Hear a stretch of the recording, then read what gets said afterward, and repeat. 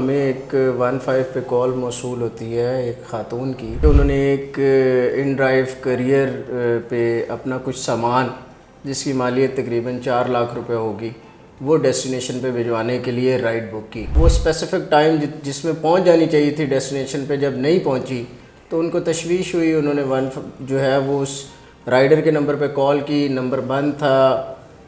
उन्होंने 15 पे कॉल की। जब हमने डिटेल्स देखी राइडर की सब्सक्रिप्शन वो जेन्युइन नहीं थी। गाड़ी का नंबर जो है वैगन आर गाड़ी थी। अच्छा, ठीक उसका नंबर फेक फैब्रिकेटेड था। हमने इस पे वर्किंग शुरू की। इन ड्राइव कंपनी के साथ हमने कांटेक्ट किया। हमने उस पे वर्किंग की, उनसे कुछ डेटा कलेक्ट किया। इस पूरे स्कैम का जो मास्टरमाइंड है वो फरहान नामी एक लड़का है। तमाम चीजें फेक, गाड़ी भी फेक, ड्राइवर भी फेक, उसकी आइडेंटिटी भी फेक, उसका अकाउंट भी फेक। एग्जैक्टली। देखिए जो फरहान है, जो मैंने बताया कि एक तो ये वेल एजुकेटेड है।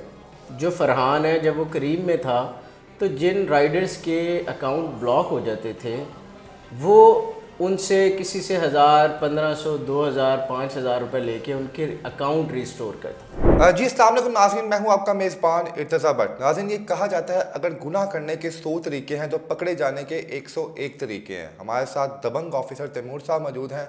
ये 4 दोस्तों की कहानी है जो हाईली ग्रेजुएट थे और इनके पास जो डिग्रीज थी IT से रिलेटेड थी, लेकिन जब किसी के जहन में फतूर आता है कि आपने कोई फ्रॉड करना है तो आप ऐसे ऐसे तरीके निकाल लेते हैं कि देखने वाला जो है हैरान और दंग रह जाता है। 4 दोस्त क्या करते थे, किस तरह ये पकड़े गए और कौन सी मशीनें ये किस वेबसाइट से उठाते थे और आगे इन्हें कहाँ भेजते थे, ये सारी कहानी हम आपके सामने रख रहे हैं रूबरू तैमूर साहब के। अस्सलाम वालेकुम सर।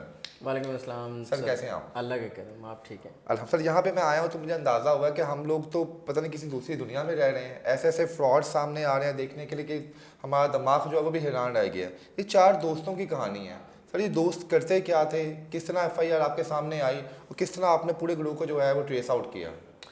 इसमें फ़र्स्ट ऑफ़ ऑल हमें एक 15 पे कॉल मौसूल होती है एक ख़ातून की जो बताती हैं कि उन्होंने एक इन ड्राइव करियर पे अपना कुछ सामान जिसकी मालियत तकरीबन 4 लाख रुपए होगी वो डेस्टिनेशन पे भिजवाने के लिए राइड बुक की। ठीक है। अब वो स्पेसिफ़िक टाइम जिसमें पहुंच जानी चाहिए थी डेस्टिनेशन पे जब नहीं पहुंची तो उनको तशवीश हुई। उन्होंने जो है वो उस राइडर के नंबर पे कॉल की, नंबर बंद था। उन्होंने 15 पे कॉल की। जब हमने रिस्पॉन्ड किया वहाँ पर हमने CCTV फुटेज कलेक्ट की। जब हमने डिटेल्स देखी राइडर की सब्सक्रिप्शन वो जेन्युइन नहीं थी, किसी और के नाम पे थी। मतलब किसी और के नाम पे अकाउंट बना हुआ था? अकाउंट बना हुआ ठीक था। है। और फिर जब हमने व्हीकुलर डेटा कलेक्ट किया तो पता लगा कि उसको फैब्रिकेटेड नंबर प्लेट लगी हुई है। ठीक है। तो बाइक का नंबर भी फेक है? गाड़ी का नंबर जो है वैगन आर गाड़ी थी। अच्छा, ठीक। उसका नंबर फेक फैब्रिकेटेड था। ठीक हो अब गया। हमारे लिए ये डेफिनेटली एक केस था और एक नई रूटीन से हट के एक नया तरीका वारदात था। खैर हमने उनसे उनकी एप्लीकेशन रिसीव की, उसको प्रोसीड किया, FIR लॉन्च की। हमने इस पे वर्किंग शुरू की। इन ड्राइव कंपनी के साथ हमने कांटेक्ट किया। उनके जो उनका सॉफ्टवेयर था उसको थोड़ा समझा, उसको देखा कि वो कैसे, उसमें क्या लूप होल्स हैं जिसकी वजह से ये राइडर इस तरह से फ्रॉड कर गया। जब हमने कंपनी के साथ कांटेक्ट किया तो हमें पता लगा कि number of FIRs already Lahore में रजिस्टर्ड हैं इसी तरह के केसेस की, जैसे डिफेंस है, इकबाल टाउन है, रेस कोर्स है, अंदरून शहर, वहाँ से भी सामान भेजा वाल जाता था, सिटी के, लेकिन पहुँचता नहीं था। एग्जैक्टली। तो हमारे लिए एक चैलेंजिंग केस था। हमारे सीनियर्स ने भी कहा कि इसको हर सूरत में ट्रेस आउट करना चाहिए। हमने उस पर वर्किंग की, उनसे कुछ डेटा कलेक्ट किया। उसके बाद हम जो है वो सेफ सिटी के थ्रू हमने जो है वो इसमें उस व्हीकल को लोकेट करना शुरू किया। जब हम सारी ये चीज़ें कर रहे थे तो एक जो कस्टमर था उसकी तरफ से हमें एक पिक्चर मिली एक्यूज़ की, जो राइडर था।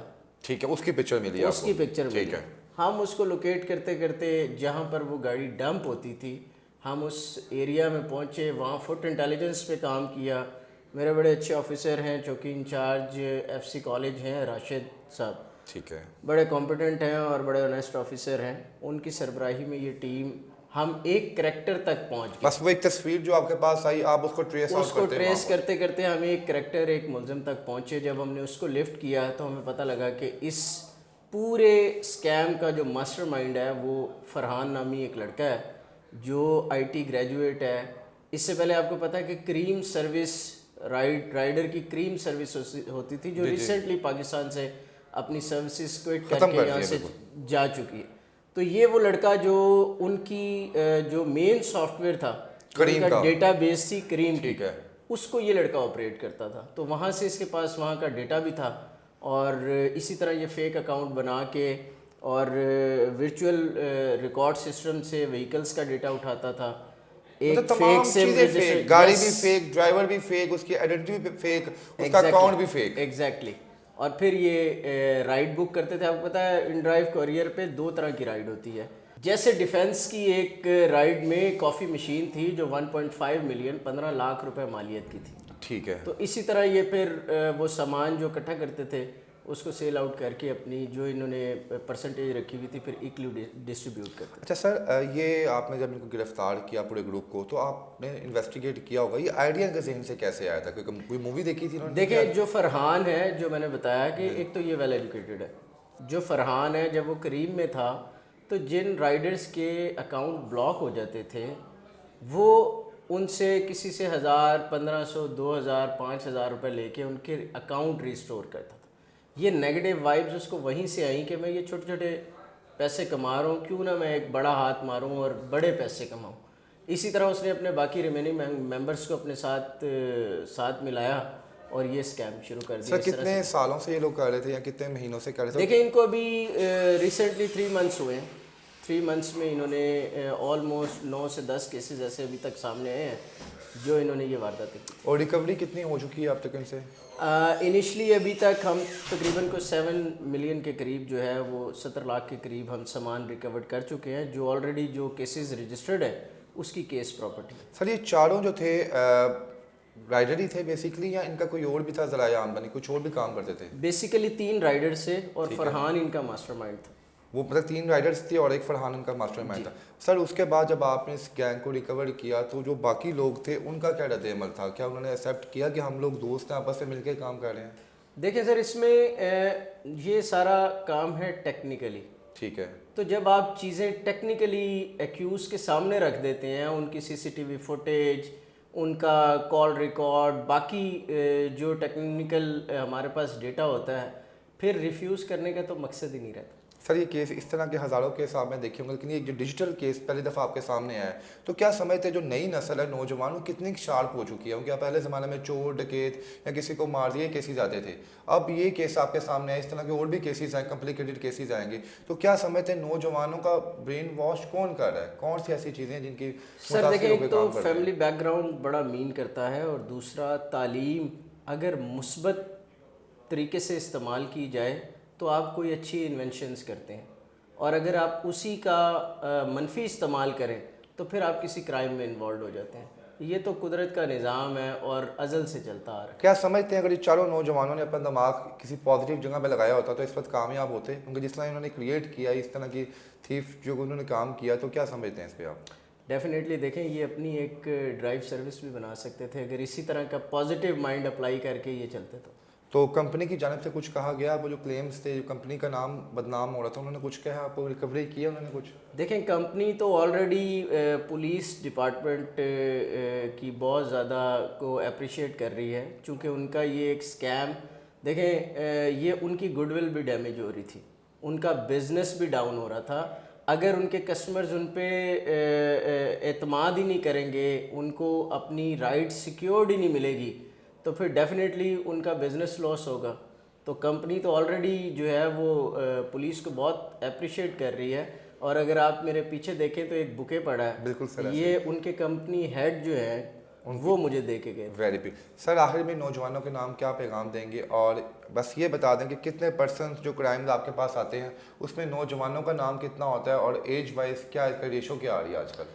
देखें जो जनरल पब्लिक मैसेज है वो तो ये है कि हमेशा मुस्तकिल मिजाजी से तालीम, आपको पता है कि तरक्की के लिए तालीम एक ऐसा ज़ेवर है जो आपको तरक्की की मनाजिल तक लेके जाता है, और उसमें अगर आप मुस्तकिल मिजाजी और अल्लाह की रज़ा पे राज़ी रहे तो हमेशा आप एक कामयाब इंसान बनते हैं।